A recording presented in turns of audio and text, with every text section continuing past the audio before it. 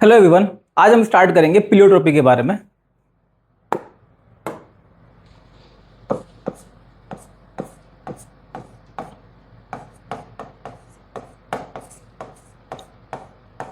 Pleiotropy एक चलो हम लोग डिस्कस कर रहे थे अलीलिक जीन इंटरेक्शन के बारे में। उसके अंदर हम देख चुके हैं, फर्स्ट हमने देखा था उसमें इनकम्प्लीट डोमिनेंस, उसके बाद हमने देखा था second case codominance, third case multiple allele, उसके बाद में नेक्स्ट केस हम देखेंगे क्या, प्लियोट्रोपी। सबसे पहले हम बात करेंगे इसके मीनिंग के बारे में।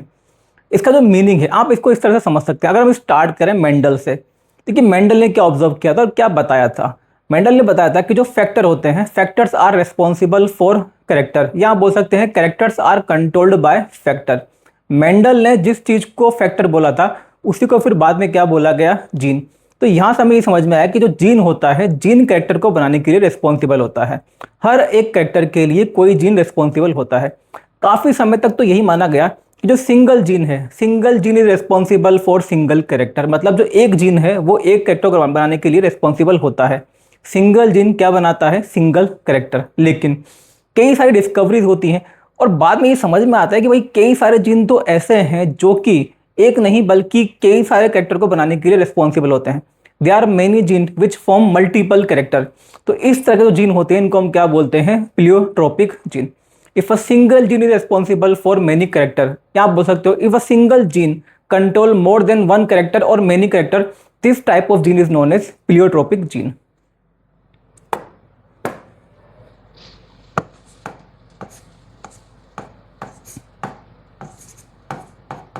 If a single gene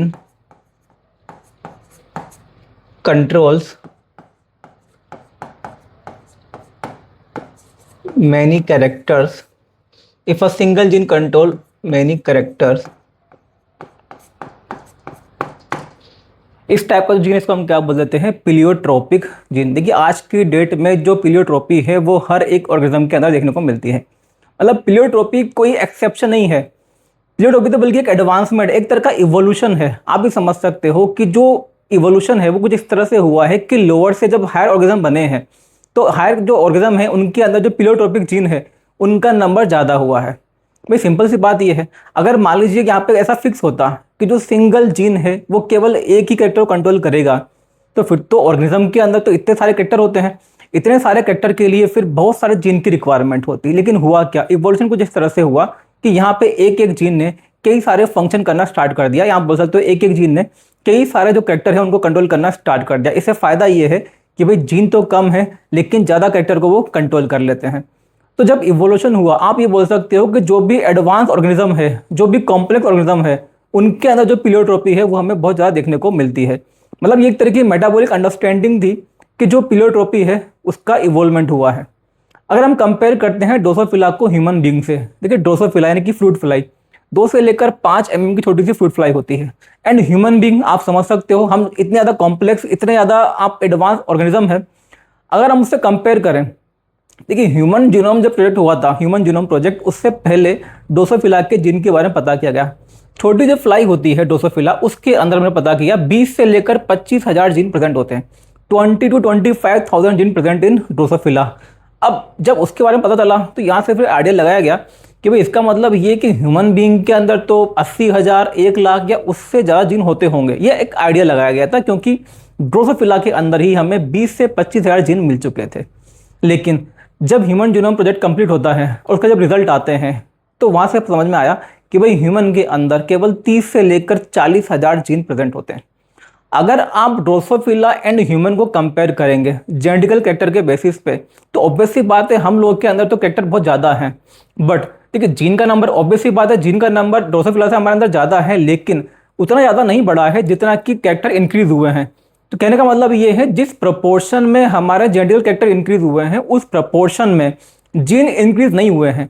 gene तो कम इंक्रीज हुए हैं एंड जो जेनेटिकल कैरेक्टर हैं वो ज़्यादा इंक्रीज हो गए। क्यों? क्योंकि हर एक जीन ने कई सारे फंक्शन को, कई सारे कैरेक्टर को कंट्रोल करना स्टार्ट कर दिया। मतलब जो प्लियोट्रोपी जो है वो काफ़ी ज़्यादा देखने को मिली, जिसकी वजह से एक एक जीन ने कई सारे काम करना स्टार्ट कर दिया। एंड कम जीन की वजह से भी, कम जीन होते हुए भी जो हमारे अंदर मल्टीपल कैरेक्टर हैं, जो कई सारे कैरेक्टर हैं, उनको हम क्या कर लेते हैं, कंट्रोल कर लेते हैं। इसके अलावा यहाँ पे आपको ये नहीं सोचना है कि भाई प्लियोट्रोपिक जीन है तो शायद ये कई सारे जो एंजाइम है उनको बनाता होगा, ऐसा बिल्कुल गलत है। होता क्या है कि कोई भी जीन हो, भाई जीन क्या है, gene is sequence of nucleotide. Gene क्या होता है, सीक्वेंस ऑफ न्यूक्लियोटाइड, और वो जो न्यूक्लियोटाइड की सीक्वेंस है उसके अंदर एक स्पेसिफिक सीक्वेंस है, उसके पास में एक स्पेसिफिक इन्फॉर्मेशन है, उससे एक ही टाइप का एंजाइम बनता है, ये ध्यान रखना है। एंजाइम तो एक ही टाइप का बनेगा, जो जीन है उससे एक स्पेसिफिक टाइप का प्रोटीन या स्पेसिफिक टाइप का एंजाइम बनता है। प्रोटीन या एंजाइम तो एक ही बनेगा, चाहे प्लियोट्रोपिक जीन हो चाहे नॉन प्लियोट्रोपिक जीन हो, एंजाइम या प्रोटीन एक ही टाइप का बनता है। अब होता क्या है कि जो एंजाइम है, मान लीजिए इससे जो एंजाइम बनेगा, ये एंजाइम कई सारे रिएक्शन के अंदर पार्टिसिपेट करता है। It participate in multiple reaction. मान लेते हैं कि जो एंजाइम है ये 5 अलग अलग मेटाबॉलिक रिएक्शन के अंदर पार्टिसिपेट करता है। उसकी वजह से क्या होगा, हमको ये देखने में लगेगा कि भाई इस जीन ने 5 जो कैरेक्टर है उनको कंट्रोल किया। देखिए एंजाइम तो वही बना, बस वही जो एंजाइम है 5 अलग अलग मेटाबॉलिक पाथवे को कैटेलाइज कर रहा है, सबस्ट्रेट को प्रोडक्ट में कन्वर्ट कर रहा है। तो हम ये बोल सकते हैं कि यहाँ पे सिंगल जो जीन है वो कई सारे कैरेक्टर को कंट्रोल करता है। ध्यान रखना है, एंजाइम या प्रोटीन एक ही बनता है, बस वो जो प्रोटीन या एंजाइम है वो अलग अलग जगह पार्टिसिपेट करता है, उसकी वजह से मल्टीपल कैरेक्टर का यहाँ पर डेवलपमेंट होता है। ठीक है, अब हम बात करेंगे इसमें एग्जाम्पल के लिए। देखिए एग्जाम्पल हम दे सकते हैं पहले तो पी प्लांट के बारे में।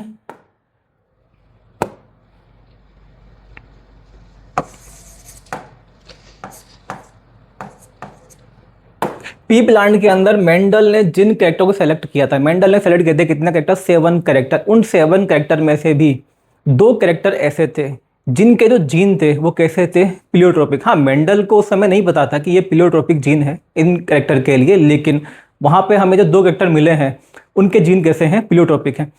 एक तो हम एग्जाम्पल लेंगे इसमें पी प्लांट के अंदर। देखिए मेंडल ने पी प्लांट के अंदर एक्चुअल में एक जीन होता है which control flower color।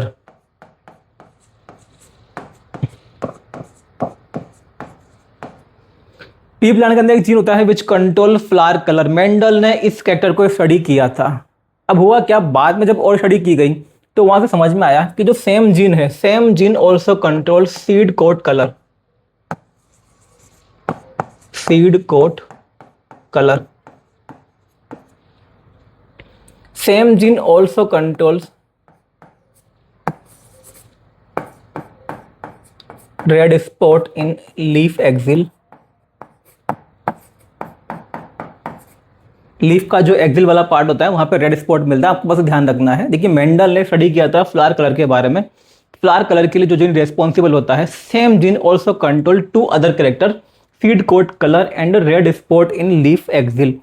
तो ये जो जीन है इसको हम क्या बोलेंगे, प्लियोट्रोपिक जीन। इसके अलावा दूसरा जीन, देखिए मेंडल ने एक कैरेक्टर सेलेक्ट किया था, कौन सा, सीड शेप। सीड शेप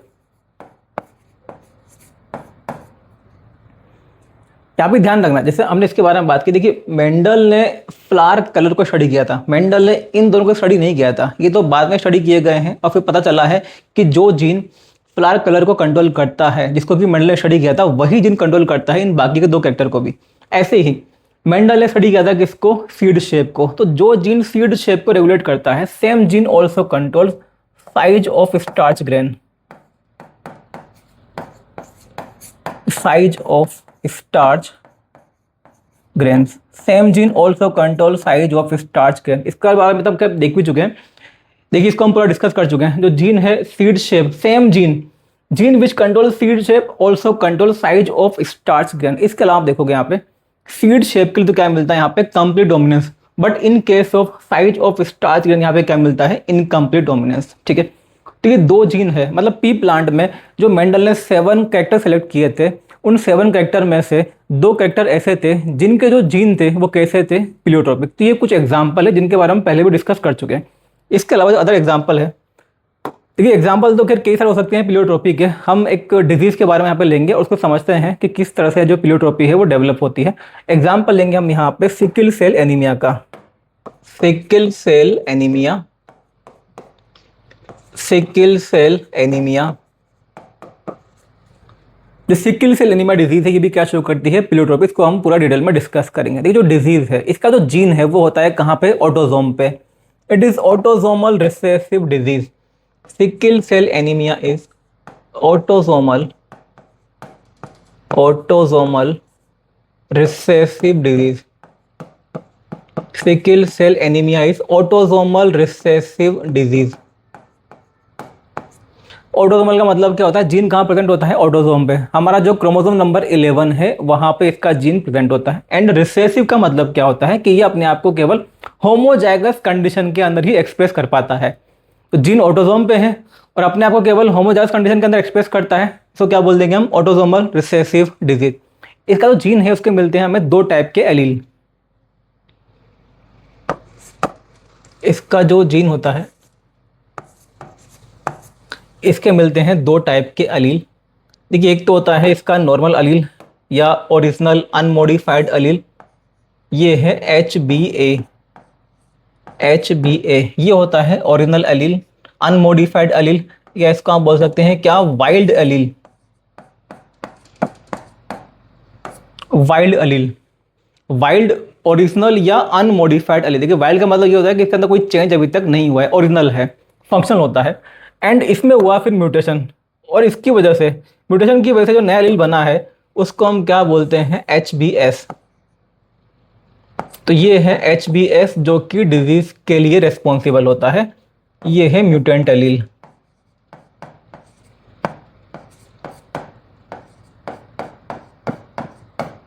तो यहाँ पे दो टाइप के हमें अलील देखने को मिलते हैं। ओरिजिनल वाला कौन सा है? एच ओरिजिनल अनमॉडिफाइड या वाइल्ड अलील। इसके अंदर क्या हुआ? म्यूटेशन। क्योंकि म्यूटेशन हुआ तो नया अलील बना, उसकी वजह से जो नया अलील है उसको हम क्या बोल रहे हैं? एच होता है। ये भी फंक्शनल है, एक्चुअल में ये भी फंक्शनल है और ये भी फंक्शनल है, लेकिन दोनों का जो फंक्शन है उसमें थोड़ा सा डिफरेंस है, उसको भी हम फिर आगे डिस्कस करेंगे। तो आपको ध्यान रखना है, दो टाइप के अलील जो है यहाँ पे प्रेजेंट होते हैं। म्यूटेशन हुआ तो ऑब्वियसली बात है, उसकी वजह से होता क्या? डीएनए के अंदर सडन चेंज जो है उसको हम क्या बोलते हैं? म्यूटेशन। डीएनए की जो सीक्वेंस है, जो इसका जीन था उसकी जो सीक्वेंस थी उसमें थोड़ा सा चेंज आ जाता है। चेंज आने की वजह से इसकी जो प्रॉपर्टी है, इसका जो फंक्शन है वो चेंज हो जाता है, इसलिए उसको हमने रिप्रेजेंट किया है किससे? एच। अब हम पूरा देखेंगे कि किस तरह से डीएनए के अंदर चेंज आता है, और जब डीएनए के अंदर चेंज आएगा तो उससे बनने वाला जो आरएनए है उसके अंदर चेंज आएगा, और जब आरएनए के अंदर चेंज आएगा तो उससे बनने वाला जो प्रोटीन है या जो पॉलीपेप्टाइड है उसके अंदर भी चेंज आएगा। एच ये तो होता है ओरिजिनल अलील। इसके अंदर होता है म्यूटेशन, और ये जो म्यूटेशन है इसे हम बोलते हैं क्या? Point mutation. This mutation is known as point mutation. Point mutation, क्योंकि इसके अंदर क्या होता है? केवल सिंगल जो न्यूक्लियोटाइड है उसका चेंज होता है, इसकी वजह से इसको बोल देते हैं पॉइंट म्यूटेशन। इससे जो बनता है नया एलील, मॉडिफाइड एलील या म्यूटेंट एलील, ये होता है क्या? एच। पहले हम देखेंगे एच के बारे में डीएनए के लेवल पे। जैसे हम बात कर रहे हैं डीएनए के बारे में, ये मिल लेते हैं first codon, second codon, third codon, fourth codon, fifth codon, and जो सिक्स कोडोन है उस पर हमें फोकस करना है। सिक्स कोडोन हम लिखेंगे CTC। इसके बाद भी कई सारे कोडोन प्रेजेंट होंगे। जो डीएनए होता है, हम बात कर रहे हैं यहाँ पे HBA जीन के बारे में। जीन या जो डीएनए है एक्चुअल में ये होता है क्या? Specific sequence of nucleotide. तीन तीन जो न्यूक्लियोटाइड होते हैं उनसे क्या बनता है? कोडोन बनता है। इसके बारे में खैर हम आगे वाला जो चैप्टर है वहाँ पे डिस्कस करेंगे इन मॉलिक्यूलर बेसिस ऑफ इनहेरिटेंस। अभी के आपको याद रखना है, तीन तीन जो न्यूक्लियोटाइड से क्या बनता है? Single codon. देखिए, डीएनए वैसे तो होता है कैसा? Double standard. हमने यहाँ पे सिंगल स्टैंड पे फोकस किया है जिसके अंदर एक्चुअल में चेंज होता है। तो ये सीक्वेंस है डीएनए की। सिक्स जो कोडोन है यहाँ पे, सिक्स कोडोन, इस पे आपको फोकस करना है। सिक्स कोडोन जो होता है यहाँ पे डीएनए में वो होता है क्या? CTC। ये तो हम बात कर रहे हैं ओरिजिनल जीन के बारे में, HBA। अब हम बात करेंगे किसके बारे में? HBS जब फॉर्म होता है, जो कि सिंपल सा यहाँ पे चेंज होता है। यहाँ पे जो लिखा हुआ है ना T, थाइमिन, इसकी जगह आता है क्या? A। Thymine is replaced by adenine. बस ये सिंपल सा चेंज यहाँ पे देखने को मिलता है। तो जो डीएनए है इसमें देखो, यहाँ पे ये first codon, second, third, fourth, fifth, ये सब सेम रहते हैं। चेंज क्या आएगा? सिक्स कोडोन में C के बाद में क्या था? T, क्या आ जाएगा यहाँ पे? A, और ये C, और इसके बाद के कोडोन भी क्या रहेंगे? सेम। तो जो सिक्स कोडोन है, सिक्स कोडोन ये चेंज हो गया। जो सिक्स कोडोन है वो क्या था? पहले CTC, अब क्या हो गया? ये CAC। Thymine is replaced by adenine. लेकिन ना थोड़ा सा चेंज होता है, वह छोटा सा चेंज है। Thymine is replaced by adenine, लेकिन इसकी वजह से सारी जो प्रॉपर्टी है इसकी वो चेंज हो जाती है। ये बात हो गई डीएनए के लेवल पे। डीएनए से क्या बनता है? mRNA, जिसको हम बोलते हैं क्या? ट्रांसक्रिप्शन। जो डीएनए होता है उसी का जो कॉम्प्लीमेंट्री एमआरएनए है उसका फॉर्मेशन होता है। अब हम बात करेंगे एमआरएनए के बारे में। ट्रांसक्रिप्शन से क्या बनेगा, एमआरएनए। देखो जो भी कोडोन है उनका कॉम्प्लीमेंट्री जो है यहाँ पे न्यूक्लियोटाइड हमें देखने को मिलते हैं। जैसे जो भी फर्स्ट कोडोन है इसका कॉम्प्लीमेंट्री आ जाएगा यहाँ पे, सेकंड कोडोन का कॉम्प्लीमेंट्री, थर्ड का कॉम्प्लीमेंट्री, फोर्थ कोडोन का कॉम्प्लीमेंट्री, फिफ्थ का कॉम्प्लीमेंट्री। इनको अगर हमने लिखा नहीं है, लेकिन जो भी यहाँ पे कोडोन्स होंगे उनका जो कॉम्प्लीमेंट्री है वो यहाँ पे फॉर्म हो जाएगा। हमें फोकस करना है सीटीसी पे।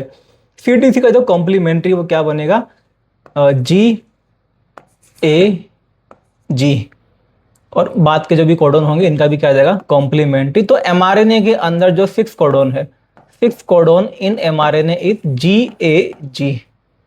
अब हम देखेंगे यहाँ पे HBS के बारे में। देखिए इसके अंदर क्या होगा, ये फर्स्ट कोडोन का जो भी कॉम्प्लीमेंट्री होगा वो आ जाएगा, सेकंड का कॉम्प्लीमेंट्री, थर्ड, फोर्थ, फिफ्थ, ऐसे ही इसका जो कॉम्प्लीमेंट्री वो क्या आएगा, GUG। और ये बाद वाले जो कोडोन है इनका कॉम्प्लीमेंट्री। तो ये हो गया यहाँ पे क्या, 6 कोडोन। तो एमआरएनए के लेवल में चेंज क्या आया है, यहाँ पे कोडोन क्या था, 6 कोडोन GAG, और यहाँ पे कोडोन क्या है, GUG। जो ओरिजिनल अलील है HBA उसके अंदर होता है GAG, एंड जो म्यूटेटेड अलील है HBS उसके अंदर क्या होता है, GUG। मतलब इसके इस अलील से जब एमआरएनए बनता है तो 6 कोडोन क्या बनता है, GUG। देखो जो एमआरएनए है इसका होता है फिर क्या, ट्रांसलेशन, और जो ट्रांसलेशन उससे क्या बनता है, प्रोटीन। क्या ज़्यादा एक्यूरेटली अगर हम बोले इससे बनती है एक्चुअल में पॉलीपेप्टाइड। अब देखेंगे पॉलीपेप्टाइड के बारे में। इससे बनेगी क्या, पॉलीपेप्टाइड।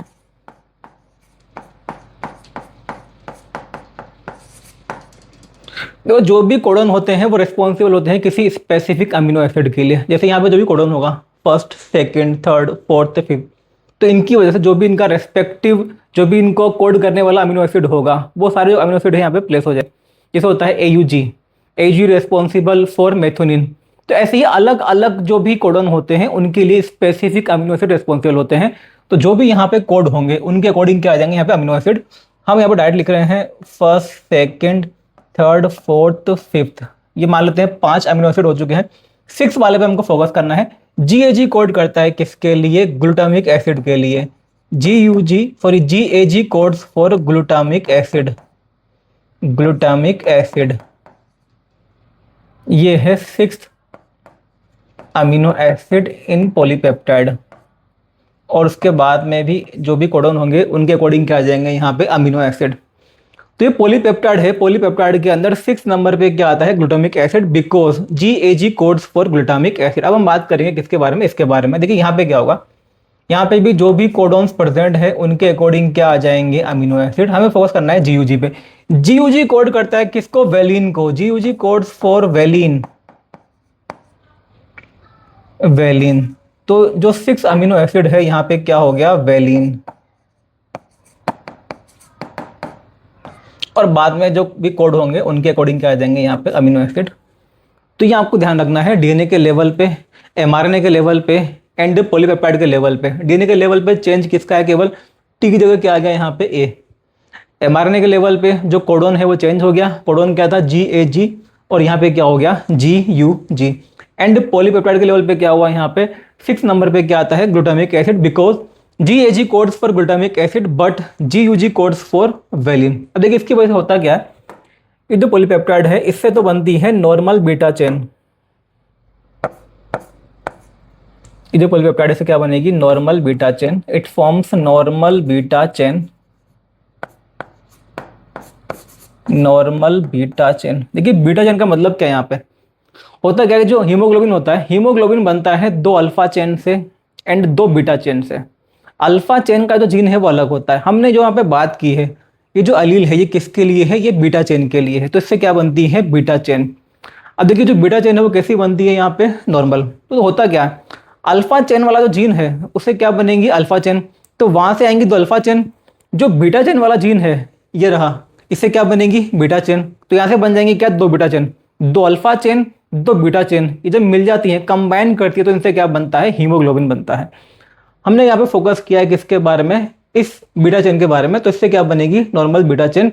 और जब इससे बनेगी नॉर्मल बीटा चेन, ये नॉर्मल बीटा चेन से भाई इस चेन को यूज करके जो हीमोग्लोबिन बनेगा वो भी कैसा होगा, नॉर्मल होगा। भाई नॉर्मल बीटा चेन को यूज़ करके जो हीमोग्लोबिन बनेगा वो कैसा होगा, नॉर्मल होगा। तो नॉर्मल हीमोग्लोबिन इससे बनता है।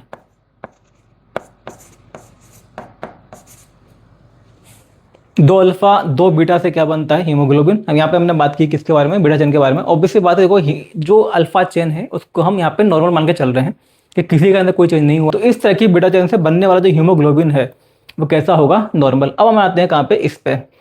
ये जो बीटा चेन बनी है, मतलब ये जो पॉलीपेप्टाइड है, इससे जो बीटा चेन बनती है वो कैसी होगी, एबनॉर्मल। इससे बनने वाली जो बीटा चेन है वो कैसी होती है, एबनॉर्मल। Abnormal beta chain.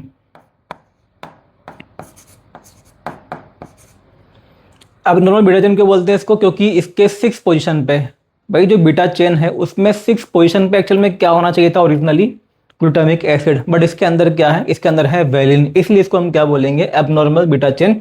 इससे जो हीमोग्लोबिन बनेगा, इस बीटा चेन की मदद से जो हीमोग्लोबिन बनता है वो कैसा होगा, abnormal haemoglobin. Abnormal haemoglobin. Abnormal haemoglobin. तो ये तो हो गया इन दोनों एलील के बारे में, HbA एंड HbS। HbA की वजह से बनती है नॉर्मल बीटा चेन, उससे क्या बनेगा, नॉर्मल हीमोग्लोबिन। एंड जो HbS है, इसकी वजह से क्या बनती है, एबनॉर्मल बीटा चेन, जिसकी वजह से क्या बनता है, एबनॉर्मल हीमोग्लोबिन। अब हम देखेंगे ये तो दोनों हीमोग्लोबिन है, इनकी वजह से सेल के अंदर, RBC के अंदर क्या क्या चेंजेस हमें देखने को मिलते हैं। पहले हम देखेंगे इसमें HbA के बारे में। देखो HbA जो है, HbA कैसा होता है, ये होता है ओरिजिनल एलील, अनमॉडिफाइड या वाइल्ड एलील। इससे बनती है क्या, normal beta chain. It forms normal beta chain. इससे बनती है नॉर्मल बीटा चेन। और जो नॉर्मल बीटा चेन है, इससे क्या बनता है, normal haemoglobin. This normal beta chain produces normal haemoglobin. Normal haemoglobin. और जो नॉर्मल हीमोग्लोबिन है, इससे क्या बनेगी, normal RBC. It produces normal RBC. Normal RBC मतलब वही बाइकॉन्केव आरबीसी। इससे बनती है normal RBC. It forms biconcave RBC. इसका हम बात करेंगे इसके बारे में, HbS के बारे में, जो कि बनता है किससे, म्यूटेशन से। HbS जो कि बनता है किससे, म्यूटेशन से। HbS it produces abnormal beta chain. It produces abnormal beta chain. It produces abnormal beta chain. And this abnormal beta chain produces abnormal hemoglobin. It produces abnormal hemoglobin. This abnormal beta chain produces abnormal hemoglobin. Abnormal hemoglobin. And देखिए यहाँ पे interesting बात ये है कि इससे भी जो आरबीसी बनती है वो बनती है नॉर्मल। आरबीसी तो यहाँ पे भी कैसी बनती है, नॉर्मल, यानी कि बाइकॉन्केव आरबीसी। तो आपको ध्यान रखना है कि शुरुआत में चाहे नॉर्मल हीमोग्लोबिन हो, चाहे कैसा हो एबनॉर्मल हीमोग्लोबिन, दोनों से बनने वाली जो आरबीसी वो होती है नॉर्मल, कैसी, बाइकॉन्केव आरबीसी। देखो डिफरेंस कब आएगा, डिफरेंस तब आता है जब इनको मिलती है क्या, लो ऑक्सीजन। जब इनको क्या मिलेगी, लो ऑक्सीजन। लो ऑक्सीजन जब कंसंट्रेशन होता है उस समय लो ऑक्सीजन टेंशन में दोनों का जो शेप है वो सेम नहीं रहता है, चेंज हो जाता है। अगर हम बात करें नॉर्मल आरबीसी के बारे में, पहला वाला जो केस है, इसको मिलती है जब लो ऑक्सीजन। देखिए होता है क्या है, क्योंकि इसके पास में जो हीमोग्लोबिन है वो कैसा है, नॉर्मल है। लो ऑक्सीजन मिलने पे भी जो हीमोग्लोबिन है उसका जो शेप है मेंटेन रहता है, और जो आरबीसी है उसका जो शेप है वो भी मेंटेन रहता है। यानी कि जो आरबीसी है वो कैसी रहती है यहाँ पे, नॉर्मल। बाइकॉन्केव शेप्ड यहाँ पे जो आरबीसी है वो मेंटेन रहेगी, यहाँ पे कोई चेंज देखने को नहीं मिलेगा। आरबीसी यहाँ पे नॉर्मल रहेगी, कैसी, बाइकॉन्केव।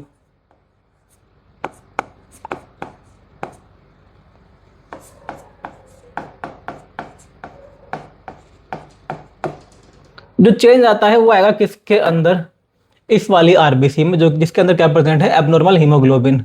तो जब इसको मिलती है लो oxygen,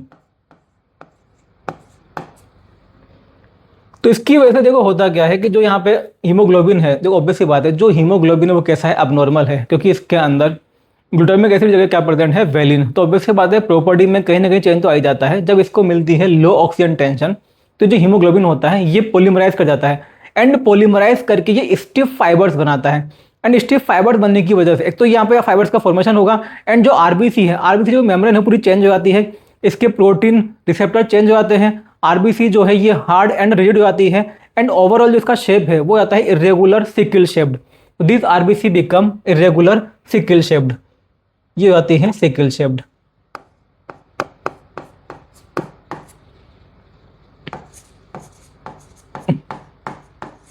sickle shaped RBC.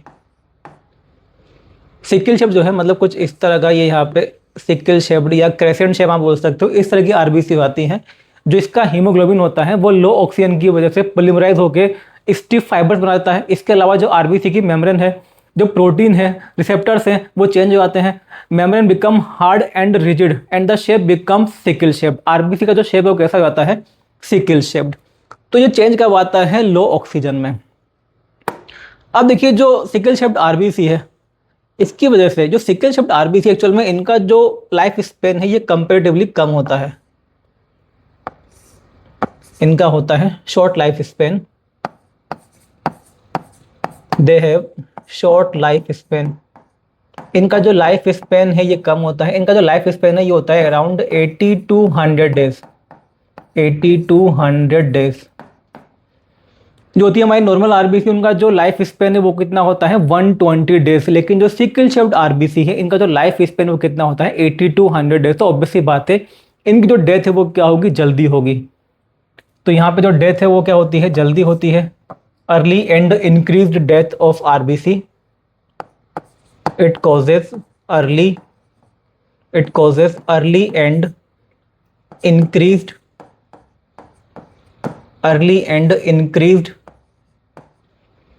death of RBC. It causes early and increased death of RBC. RBC की जो डेथ है वो क्या होती है, जल्दी होती है। भाई जब आरबीसी की डेथ जल्दी होगी तो ब्लड के अंदर आरबीसी क्या हो जाएगी, कमी हो जाएगी। Low number of RBC in blood, death ज़्यादा होगी तो आरबीसी का जो नंबर है वो क्या हो जाएगा, कम हो जाएगा। Low number of RBC in blood. और ब्लड में जब आरबीसी का नंबर कम हो जाएगा तो हमें देखने को मिलता है क्या, एनीमिया। एनीमिया। इसके अलावा देखिए यहाँ पे क्या होता है, early and increased death of RBC. जब आरबीसी की डेथ ज़्यादा होती है तो जो हीमोलाइसिस है यानी कि जो हीमोग्लोबिन का डिस्ट्रक्शन है वो भी क्या हो जाता है, ज़्यादा हो जाता है। तो it causes high haemolysis, it causes high haemolysis, high haemolysis. जो हीमोग्लोबिन है उसका जो डिस्ट्रक्शन है वो भी क्या होता है, ज़्यादा होता है, जिसकी वजह से हमें देखने को मिलते हैं जॉन्डिस के symptoms. It causes jaundice. Jaundice का ये भी एक रीज़न होता है। इसके अलावा देखिए जो आरबीसी की मेम्ब्रेन है, जैसे हमने बात की थी, आरबीसी की जो मेम्ब्रेन है वो कैसी होती है, मेम्ब्रेन के प्रोटीन रिसेप्टर चेंज हो जाते हैं, RBC become hard and rigid. और जो हमारी नॉर्मल आरबीसी होती हैं वो कैसी होती हैं, वो फ्लेक्सिबल होती हैं। जो हमारी ब्लड वेन्स हैं, जो हमारी ब्लड वेसल्स हैं, जो ब्लड कैपिलरीज हैं, देखिए जब ब्लड पहुंचता है सेल्स तक या टिश्यू तक, वहाँ पे क्या मिलती हैं, ब्लड कैपिलरीज, जो कि काफ़ी फाइन होती है, काफ़ी पतली होती हैं। जो हमारी ओरिजिनल आरबीसी है, जो नॉर्मल आरबीसी है, वो तो उस पतली सी जो कैपिलरीज हैं, जो फाइन कैपिलरीज हैं, उनमें काफ़ी मतलब इवन कई बार तो कंप्रेस होकर वो आगे तरफ मूव करती हैं। लेकिन जो ये वाली आरबीसी है, सिकल शेप्ड आरबीसी, इनकी मेम्ब्रेन कैसी होती है, हार्ड एंड रिजिड। तो ये क्या होता है, जो ब्लड कैपिलरीज है उनके अंदर जाकर स्टक हो जाती है या इंटेंगल्ड हो जाती है, जिसकी वजह से जो सर्कुलेशन है वो रुक जाता है। कई बार तो जैसे मान लीजिए सर्कुलेशन जब रुक जाएगा तो सेल्स अफेक्ट होंगी, सेल अफेक्ट होंगी, उनकी जो फंक्शन अफेक्ट होंगी, तो पूरा टिश्यू अफेक्ट होगा। जब टिश्यू अफेक्ट होगा तो कई बार जो ऑर्गन है, पूरा जो ऑर्गन है वो काम करना बंद कर देता है। जो ऑर्गन फेलियर वाला केस है वो भी यहाँ पे हमें देखने को मिलता है। तो जो ये सिकल शेप्ड आरबीसी है, इनकी जो मेम्ब्रेन है वो कैसी आती है, hard and rigid. They become hard and rigid, hard and rigid. Hard and rigid होने की वजह से they get entangled in fine blood capillaries, they get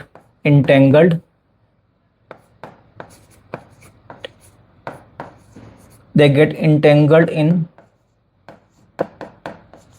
fine blood capillaries, they get entangled in fine blood capillaries and it causes poor circulation। जो circulation है उसको ये prevent करती हैं। जो सर्कुलेशन को क्या करती है, प्रिवेंट करती है। भाई ये जो आरबीसी होती है कैसी होती है, ये हार्ड एंड रिजिड होती है, जिसकी वजह से जो फाइन कैपिलरीज है हमारी उसके अंदर जाके स्टक हो जाती है, क्योंकि कंप्रेस नहीं हो पाती, ये हार्ड होती हैं।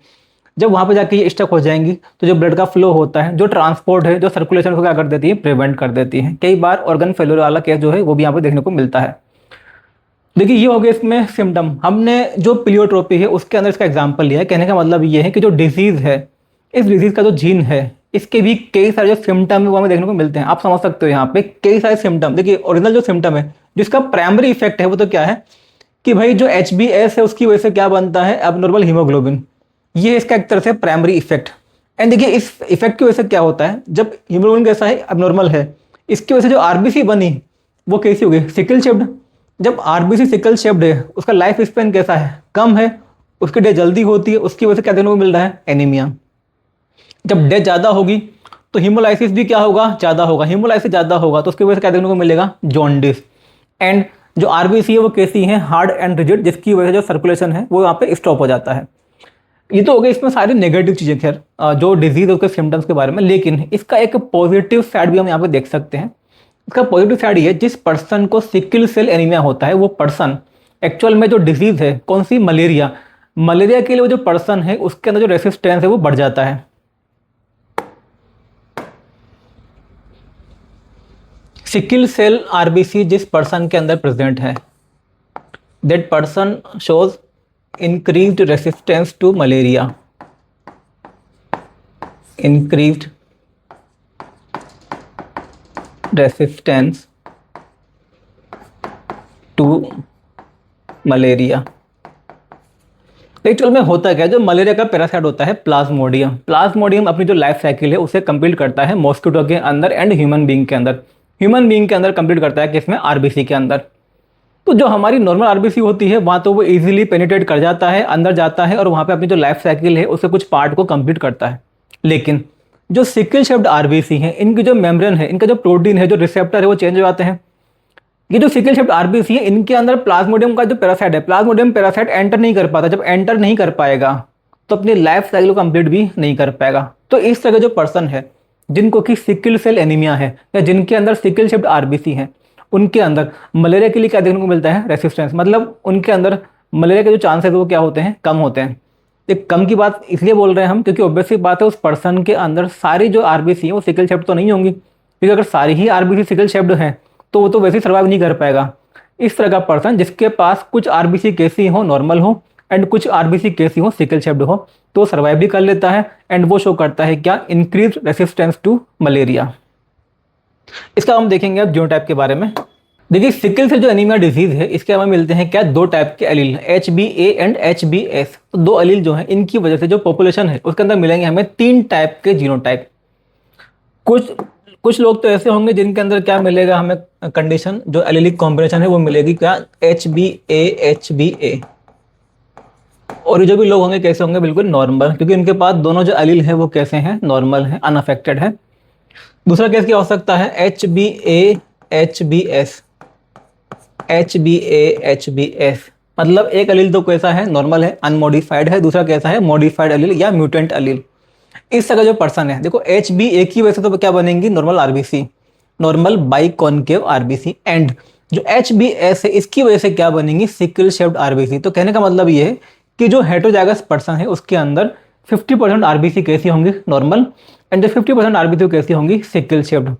ये आपका एग्जाम्पल होता है किसका, कोडोमिनेंस का, क्योंकि यहाँ पे दोनों जो एलील है वो अपने आप क्या करते हैं, एक्सप्रेस करते हैं। इसके अलावा इसको हम अफेक्टेड नहीं मानेंगे, इसको हम बोल सकते हैं कैरियर, बट ये अफेक्टेड नहीं है, क्योंकि जो डिजीज है वो कैसी है, रिसेसिव। एंड रिसेसिव का मतलब क्या होता है, जब कंडीशन आएगी होमोजाइगस, HbS के लिए जब होमोजाइगस कंडीशन आएगी तभी हमें क्या देखने को मिलती है, सिकल सेल एनीमिया डिजीज। तो तीसरा जो केस है HbS ये जो इंडिविजुअल होंगे ये होंगे कैसे, अफेक्टेड। एंड यहाँ पे एक्चुअली क्या होता है, बर्थ तो हो जाता है, लेकिन बर्थ के कुछ समय के बाद ही आप बोल सकते हो जनरली ज़्यादातर केस में मेच्योरिटी से पहले ही इस तरह के जो पर्सन उनकी क्या होती है, डेथ हो जाती है, क्योंकि इनके अंदर सारी जो आरबीसी हैं वो कैसी होती हैं, सिकल शेप्ड। हाँ, मेडिकल ट्रीटमेंट या मेडिसिन से थोड़ा बहुत जो लाइफ स्पैन है उसको बढ़ाया जा सकता है, लेकिन जो नेचुरल केस की अगर बात करें तो यहाँ पे जो डेथ है वो जल्दी आती है, बिफोर मेच्योरिटी। ये तो हो गए 3 टाइप के जीनोटाइप। अब अगर हम ये देखें कि भाई प्रोजेनी के अंदर किस तरह से जो सिकल सेल एनीमिया डिजीज है वो ट्रांसफर हो सकती है, तो हम यहाँ पे अलग अलग केस लेंगे। तो तीसरा वाला जो केस है, ये थर्ड केस तो हमें लेने की जरूरत नहीं है, क्योंकि ये जो पर्सन है तो खुद सर्वाइव कर नहीं पाते हैं। जो भी पॉपुलेशन होती है उसमें हमें जो जीनोटाइप है देखने को मिलता है कौन सा, या तो ये वाला या फिर ये। तो इन 2 टाइप के जो जीनोटाइप हैं इनसे 3 अलग अलग टाइप के जो क्रॉस है वो पॉसिबल है। एक तो ये हो सकता है कि मान लेते हैं कि जो दोनों पेरेंट हैं, दोनों पेरेंट कैसे हों, HbA, एक पेरेंट, जैसे मान लेते हैं ये मेल पेरेंट है और फीमेल पेरेंट भी क्या है, HbA। अगर दोनों पेरेंट का जीनोटाइप ये है तो क्या किसी प्रोजेनी के अंदर सिकल सेल एनीमिया डिजीज देखने को मिलेगी? बिल्कुल नहीं। सारे जो अलील है वो कैसे हैं, नॉर्मल है। इनकी जो भी प्रोजेनी होंगी वो कैसी आएंगी, HbA। They will produce all normal progenies, HbA। ये तो गया फर्स्ट केस। अब हम देखेंगे सेकंड केस के बारे में। एक मान लेते हैं हम, एक तो जो पेरेंट है वो है HbA and second parent is heterozygous, मतलब HbA-HbS। अगर इस टाइप के पेरेंट हैं, देखिए यहाँ पे क्या होगा, यहाँ मिलती है हमें 2 टाइप की प्रोजेनी। ये मिलेंगी 2 टाइप की प्रोजेनी। एक तो क्या मिलेगा, HbA, एक टाइप तो ये होगा, और दूसरा टाइप क्या होगा, HbS। देखो इस केस में भी कोई भी जो प्रोजेनी है वो अफेक्टेड नहीं होगी। इसको हम अफेक्टेड नहीं बोलेंगे, इसको हम बोल सकते हैं carrier, but it is not affected. ये ध्यान रखना है, इसको हम अफेक्टेड नहीं बोलेंगे। तीसरा केस हम लेंगे इसमें, अगर दोनों क्या हो, दोनों हेट्रोजाइगस हो, HbA-HbS। एक पेरेंट ये है, मान लेते हैं ये मेल पेरेंट एंड ये है फीमेल पेरेंट, HbA-HbS। अब इनकी जो प्रोजेनीज आती हैं, इनकी आती हैं 3 टाइप की प्रोजेनी। एक तो प्रोजेनी आएंगी कौन सी, HbA-HbA। दूसरी जो प्रोजेनी है वो आती है कौन सी, दूसरा जो टाइप है वो आता है कौन सा, HbA-HbS। जो तीसरा टाइप आएगा वो कौन सा होगा, HbS-HbS। इनके अगर हम निकालते हैं प्रोबेबिलिटी, ये 1/4, ये 2/4, ये 1/4। यहाँ बोल सकते हैं 25%, 50%, और ये क्या हो जाएगा 25%। देखिए इनमें से दोनों पेरेंट जब क्या हो, हेट्रोजाइगस हो, तो 25% जो प्रोजेनी है, कितनी प्रोजेनी, 25% प्रोजेनी, इनमें क्या देखने को मिलता है, सिकल सेल एनीमिया। ये इसके बारे में कंप्लीट होता है। फिर इसमें एक लास्ट चीज हम और डिस्कस करेंगे, हुआ क्या था एक्चुअल में। एग्जाम के अंदर काफी पहले क्वेश्चन पूछा गया था। क्वेश्चन मेनली तो आप बोल सकते हो इवोल्यूशन वाले चैप्टर से था। क्वेश्चन ये था कि भाई जो अफ्रीका की पॉपुलेशन है, अफ्रीका के अंदर जो सिकल सेल एनीमिया वाले लोग हैं उनका जो नंबर है वो लगातार इंक्रीज हो रहा है, and it is a case of. उसमें जो आंसर गया था वो क्या था, नेचुरल सिलेक्शन। अफ्रीका के अंदर सिकल सेल एनीमिया वाले लोगों का नंबर बढ़ना, ये किसका पार्ट था, नेचुरल सिलेक्शन का। इसको आप इस तरह समझ सकते हैं, पूरी कहानी क्या है। अफ्रीका के अंदर एक्चुअल में जो मलेरिया है ये काफ़ी ज़्यादा होता था। मतलब सिकल सेल एनीमिया से जो बड़ी डिजीज थी, मतलब सिकल सेल, आप ये बोल सकते हो सिकल सेल एनीमिया से ज़्यादा जो डेथ है वो किससे होती थी, मलेरिया से। तो मलेरिया के लिए जो रेस्पॉन्सिबल पैरासाइट वो क्या होता है, प्लाज्मोडियम। अब देखो हुआ क्या, 3 टाइप के लोग वहाँ पे प्रेजेंट थे। कुछ का जीनोटाइप कैसा था, HbA-HbA, कुछ का जीनोटाइप कैसा था, HbA-HbS, और कुछ का जीनोटाइप कैसा था, HbS-HbS। ऑब्वियस बात है ये वाला जो जीनोटाइप है ये लोग तो खैर सर्वाइव कर ही नहीं पाते हैं। अब बचते कौन है, ये एंड ये। अगर हम इनकी और इनकी बात करें तो इनमें से मलेरिया किनको कम होगा, ऑब्वियस बात है इनको कम होगा, क्योंकि जिनके पास ये वाला जीनोटाइप था उनकी 50% आरबीसी कैसी थी, सिकल शेप्ड। एंड जो सिकल शेप्ड आरबीसी है उनके अंदर जो प्लाज्मोडियम है वो एंटर नहीं कर पाता, अपनी जो लाइफ साइकिल उसको कंप्लीट नहीं कर पाता।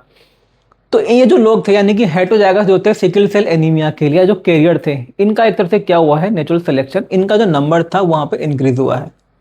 भाई ना तो इनको प्रॉपर या ना तो इनको पूरी तरह से सिकल सेल एनीमिया था, क्योंकि हेट्रोजाइगस है, इजीली सर्वाइव कर लेते हैं। दूसरी बात, इनको एक तरह से क्या मिल गया यहाँ पे, मलेरिया के लिए रेसिस्टेंस, तो मलेरिया से भी बच गए। एंड जो सिकल सेल एनीमिया है वो भी उतना प्रॉब्लमेटिक नहीं था, क्योंकि ये कैरियर वाली कंडीशन है, यहाँ पे ये पर्सन जो है वो इजीली सर्वाइव कर लेता है। तो ये वाला जो कंडीशन था, ये वाला जो जीनोटाइप है, इनका क्या हुआ है, नेचुरल सिलेक्शन। ठीक है, तो आंसर इसमें ये जाता है, ये किसका पार्ट है, नेचुरल सिलेक्शन का। आज की इसको हम नेचर रखेंगे, इसके आगे देखेंगे हम नेक्स्ट क्लास में।